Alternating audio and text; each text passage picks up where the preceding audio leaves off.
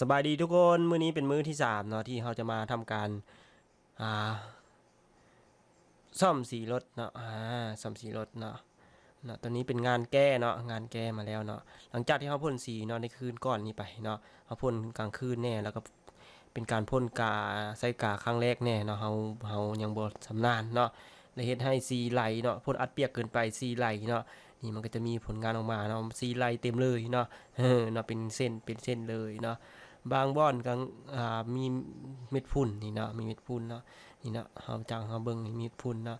มันก็จะมีบ่อนงามเนี่ยเนาะบ่อนงามบางบ่อนก็เป็นเปลือกส้มเนาะเฮาพ่นโปรยเกินไปก็เป็นเปลือกส้มเนาะถ้าว่าเฮาพ่นอัดเปียกเกินไปมันก็ไหลเนาะถ้ามันพอดีเนาะอยู่ครึ่งๆกลางๆมันก็จะงามจะเหลื่อมเนาะตัวนี้เป็นสี 2K เนาะสีที่เราจะมานำไซส์นี้ก็คือเป็นสี 2K เนาะอันนี้เป็นสีมาตรฐานเนาะก็คือสีตัวนี้จะเป็นอ่า แต่ว่าดีแล้วเนาะเขาว่าซื้อมันก็แพงเติบนาทีตัวนี้มันก็โมเมนต์ว่าอวดองค์อย่างเนาะแต่มันก็แต่ว่าสีมันก็ดีเนาะสีดีแหละแต่เขาพ่นบ่ดีเนาะเนาะเนาะคุณภาพสีถือว่าโอเคอยู่เนาะ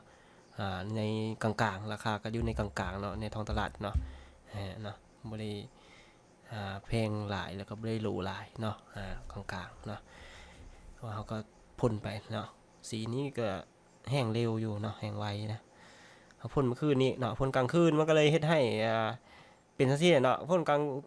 างคืนมันก็บ่เป็นเนาะถ้าว่ามันจะเป็นมือใหม่แน่เนาะเฮาบ่ชำนาญเนาะมันก็สิมีบ่อนงามบ่อนกีฬาเนี่ยแต่ว่าบ่เป็นหยังเนาะเขาจะมาแก้งานเนาะในมื้อนี้เนาะเดี๋ยวเฮามาให้เบิ่งนี่เนาะเขาจะแก้งานได้ใดเมื่อเขาพบนี่เนาะปัญหาเนาะเขาพบปัญหาแล้วเนาะมือใหม่พบปัญหาแล้วเขาแก้งานได้เนาะแหน่เนาะนี่เนาะ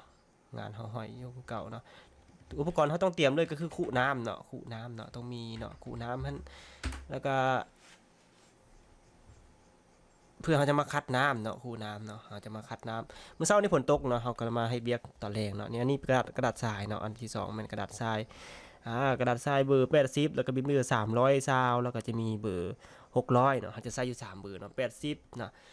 300ซาวแล้วก็เบอร์600เนาะบอนใดที่บอนใดที่มันเป็นอ่า บอลใดที่มันเป็นแบบเส้นเล็กๆเนาะเขาก็จะใช้เบอร์80คัดเนาะเบอร์80เขาจะใช้เบอร์กระดาษทรายเก่าเนาะเพื่อความประหยัดแล้วก็เพื่อความมันบกัดหลายเนาะเขากระดาษทรายเบอร์เก่าเนาะแต่ใช้ตัวใหม่ก็ได้เนาะแต่แล้วเลยเนาะแอดมินหาได้ก็คือตัวเก่านี่เขาจะมาคัดเนาะตัวเก่ามันก็จะมีข้อดีก็คือมันจะคัดอ่า ลงซาหนึ่งเนาะถ้าตัวใหม่มันจะคัดไว้เนาะแต่สิ่งที่คัดมาได้ก็คือนี่เนาะอันนี้เป็นพองน้ำเนาะถ้าใส่แทนพองน้ำเนาะเป็นเกิบแหละเกิบไปแตะเฮาเนาะ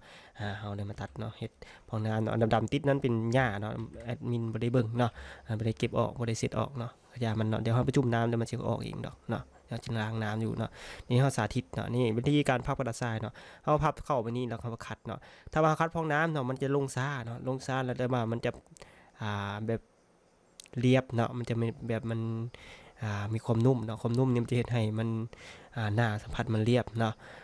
ถ้าว่าเขาจะคัดให้มันลงไวเขาต้องใช้ไม้เนาะใช้ไม้เนาะตอนนั้นเขาจะใช้ไม้เนาะแอนวินมีเบิดเนาะมีทั้งไม้มีทั้งอย่างอึดดอกเนาะเก็บจะเดินนี่เนาะไม้ก็จะเดินนี่เนาะ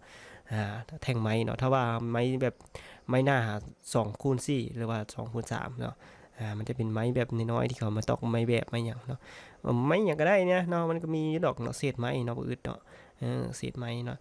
ไม้เห็ดไม้ท่อไข่คืบนี่เนาะมันก็ถ้าเขาดินเนาะเขาก็ไม่คัดเนาะเริ่มคัด80เนาะถ้าเขาคัดมันลงซาบทันใจเนาะเขาก็ใส่ไม้แทนเนาะไม้มันจะลงไวเนาะเดี๋ยวเขาจะมาเริ่มคัดบอลนี่นะบอลที่มันเสียหายนักนี้เนาะให้คัดให้เบิ่งเนาะเป็นวิธีทางเนาะเนาะ การคัดของเฮาเนาะมันก็มีหลายคนก็จะฮู้เนาะว่าคัดนี่ต้องคัดจังไดเนาะคัดแบบใดเนาะแกล้งซ้ายหรือแกล้งขวาเนาะเอาตามที่ถนัดเลยเนาะแอดมินขอตอบว่าตามที่ถนัดเลยเนาะแต่แกล้งจักประมาณจักรอบเนาะมันแกล้งประมาณอยู่5 6รอบนั่นเนาะมันจะรู้สึกว่ามันจะลื่นๆมือเนาะมันก็เริ่มเพียงแล้วนะมันเริ่มเพียงแล้วมันก็เลยรู้สึกว่าลื่นๆมือนะคัดบินมันก็รู้สึกหยาบๆเนาะแล้วเขาคัดไปมันจะรู้สึกลื่นๆมือเนาะแต่เบอร์80นี้ต้องได้เบิ่งเอาเนาะมันบ่มีลื่นเนี่ยมันพื้นตลอดถ้าเป็นเบอร์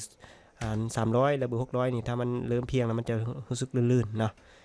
เนาะประมาณ5-6 บาทเนาะในการแก่งนี่เนาะถ้าว่าเขา แกล้งนี้เขาแกล้งกวางเท่าไหร่แกล้งสั้นเท่าไหร่เนาะอันนี้มันตามใจเลยเนาะถ้าเจ้าแกล้งยาวเนาะมันก็เฮ็ดให้งานเจ้าเร็วไวเนาะถ้าแกล้งสั้นๆเนาะแบบอ่าเป๊ะๆเนาะมันก็เฮ็ดให้งานเฮาเร็วช้าเนาะถ้าเฮาแกล้งแบบแขนยาวๆมันก็เร็วไวเนาะหรือว่าถ้าไผจะใช้เครื่องคัดก็ได้เนาะเครื่องคัดก็ใช้ได้เลยคัดเลยเนาะแต่มินว่ามันบ่อยากถนัดเนาะมันอยากกัดหลายโพดเนาะเครื่องคัดเนาะคัดมือก็ได้เนาะแล้วแต่เนาะจะสะดวกเนาะเนาะบางคนจะคัดมือแหละเนาะมันจะบ่เปลืองกระดาษทรายปานใดเนาะคัดมือเนาะถ้าคัดเครื่องคัดมันจะค่อนข้างอยากเปลืองเนาะกระดาษทรายเนาะมันต้องได้คัดแห้งเนาะคัดน้ำมันจะไปสอดเนาะ วันนี้เนาะเขาคัดแล้วไปรอบหนึ่งเขาให้เบิ่งเนาะมันเป็นลักษณะนั่นแหละเนาะมันจะมีห้อยสักๆอยู่เนาะแล้วเขาจะมาเริ่มคัดเบอร์ซูมขึ้นมาเนาะก็คือเบอร์300ซาวเนาะเขาจะคัดตามลำดับเลยเนาะคัด80แล้วก็มาคัด300ซาวเนาะเพื่อคัด80แล้วมันจะเป็นเส้นหยาบๆเนาะแล้วมาคัด300ซาวลบเส้นกระดาษทรายเบอร์80ออกไปเนาะหลังจากนั้นแล้วเขาจะมาคัดเบอร์600เนาะแล้วมันจะได้พื้นผิวที่ว่าพร้อมในการพ่นสีเนาะตอนนี้เขาคัด300ซาวอยู่เนาะนี่คัดไปเนาะเพื่อลบห้อยกระดาษทรายเบอร์80ออกเนาะมันจะเป็นห้อยเล็กๆเนาะห้อยกระดาษทรายเบอร์80เนาะมันคัดเบอร์80นี่เน้นคัดเฉพาะจุดที่มันเสียหายนักเนาะไม่ได้คัดรัวไปเลยเนาะคัดรัวไปเลยพอดีสีที่ออกมาเลยเนาะเขาต้องคัดแต่เฉพาะบอลมันที่ว่ามันเสียหายนักๆเนาะเขาคัดเอาตัวเป็นเส้นนั่นออกเนาะเส้นสีไหลนั่นออกแล้วเขาก็จะมาคัดลบด้วยเบอร์กระดาษทรายเบอร์300ซาวเนาะเพื่อให้มันลบรอยได้ไวเนาะลบรอยเพียงแล้วเขาก็คัดจะได้เขาก็มาคัดเบอร์600เนาะตอนนี้เขาก็เริ่มคัดไปเลยเนาะคัดไปเนาะคัดไปเรื่อยๆบุญมีคัดไปเนาะคัดไป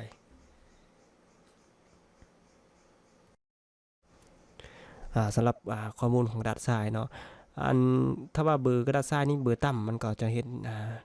เม็ดใหญ่ๆเนาะมันเป็นลำดับของการห่อนเนาะห่อนของ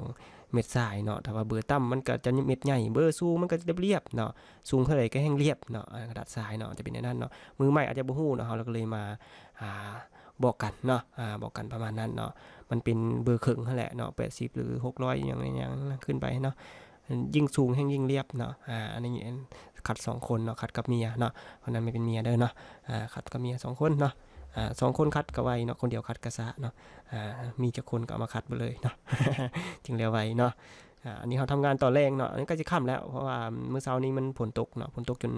ก็จะค่ำจังเช้าเนาะเขาก็เลยมาเริ่มเฮ็ดเวียกเนาะแล้วคิดว่าตอนนี้มื้อนี้คือสิคัดแล้วก็พอดีค่ำแล้วเนาะคัดไปเนาะคัดไปอันนี้เขาคัดเบอร์300อันนี้เขาคัดเบอร์300แล้วเนาะมันก็จะเป็นห้อยลักษณะนี้เนาะก็คือมันลบห้อยกระดาษทรายเบอร์80ออกเนาะลองลบโบบัดปานใดเนาะก็ประมาณได้ประมาณนี้เนาะเราคันอยากให้เรียบกว่านี้ก็คัดไปต่ออีกก็ได้เนาะคัดไปเนาะแต่ว่าประมาณนี้แหละได้แล้วเนาะแล้วยังจะคัดเบอร์600เนาะคัดเบอร์600อีกมันก็จะอันนั้นเนาะมันก็จะเรียบเลยเนาะเบอร์600มันจะกินซ่าเนาะเบอร์สูงเท่าไหร่ให้กินซ่าเนาะให้กินซ่าแต่ว่ามันเรียบเนาะมันกินซ่าเนาะถ้าอยากให้มันกินไวต้องคัดเบอร์สูงเนาะถ้าอยากกินซ่าต้องคัดเบอร์ต่ำเนาะเนาะถ้าจะได้ความเรียบสูงต้องคัดหลายๆเนาะแต่ว่าถ้าเราการเกี่ยมพื้นผิวในการพ่นสีมันเขาให้กำหนดมาให้ในคู่มือว่ากระดาษทรายเบอร์600หา800เนาะใส่600ก็ได้800ก็ได้เนาะตามที่มีเลยจัดการเลยเนาะประมาณนั้นเนาะใส่เบอร์สูงกว่าหันดีเนาะเบอร์สูงกว่าหันมันก็เป็นเบอร์พันเบอร์ยังเนาะมันก็เรียบโพสเนาะเรียบโพสมันก็เฮ็ดให้การยึดเกาะสีบ่อยากดีปานใดเนาะใส่ตามที่เขาบอกเนาะนี่ทีนี้เรามีการปลดลงไปเนาะเพราะว่ามันสูงมันคัดยากแล้วมันเก่งกว่านั้นเนี่ยเราปลดลงไปพื้นเพื่อนั้นเนาะนี่ปลดกินี่บ่ทันระวังเนาะมันจากตกแห้งนิดนึงเนาะแล้วมันทับอูแตกซ้ำเนาะอูลุมแตกซ้ำเนาะแต่ว่าอัน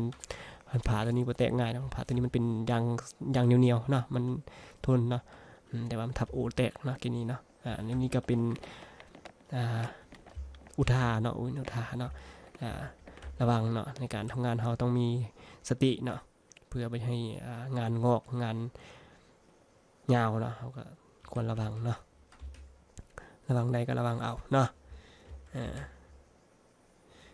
อันนี้ก็เป็นงานชิ้นแรกเลยเนาะงานชิ้นแรกเลยที่แอดมินก็บ่เคยเฮ็ดงานตัวนี้จากแบบนี้จากเทื่อเนาะก็จะมาพ่นสีรถเนาะนี่ งานแรกเลยเนาะคัดไปเนาะตอนนี้ก็เริ่มมืดแล้วเนาะคัดไปอีกเนาะตอนนี้คัดคนเดียวเนาะเมียไปอยู่แล้วเนาะไปเฮ็ดเวียกงานแล้วเนาะตอนนี้ยังเหลือแต่แอดมินผู้เดียวคัดเนาะ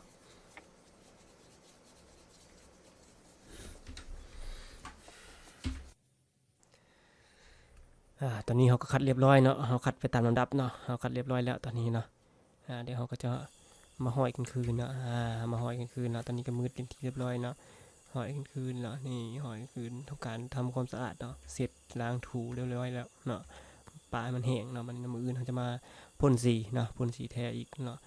ห้อยที่มันซอดเนาะมันเขาคัดที่มันซอดบ่เป็นอย่างเนาะเพราะว่ายังจะพ่นสีอยู่เนาะยังจะพ่นสี2 รอบเดียวมันก็จะบ่เห็นเนาะห้อยที่มันซอดบ่เป็นอย่างขอเพียงแต่ว่าให้มันเพียงเนาะซอสบ่เป็นหยังก็เพียงแต่ว่าให้มันเพียงเนาะให้มันเรียบเนาะเรียบได้เท่าใดแห่งดีเนาะมันจะเฮ็ดให้เฮาพ่นสีเรียบเนาะมันจะบ่เป็นคุกคักเนาะเนาะเรียบได้เท่าใดแห่งดีเนาะซอสบ่เป็นหยังเนาะซอสหันบ่เป็นหยังเนาะย้ำเนาะเดี๋ยวเฮาพ่นสีอัดเข้าไป2 รอบอีกมันก็จะบ่เห็นเนาะเนาะในการพ่นสีในคู่มือเขาบอกว่าพ่นประมาณ2-3 รอบเนาะพอดีงามเนาะสำนั้นเนาะมื้ออื่นเราจะมาพ่น2 รอบเนาะมื้อนี้ขอลาบ๊ายบาย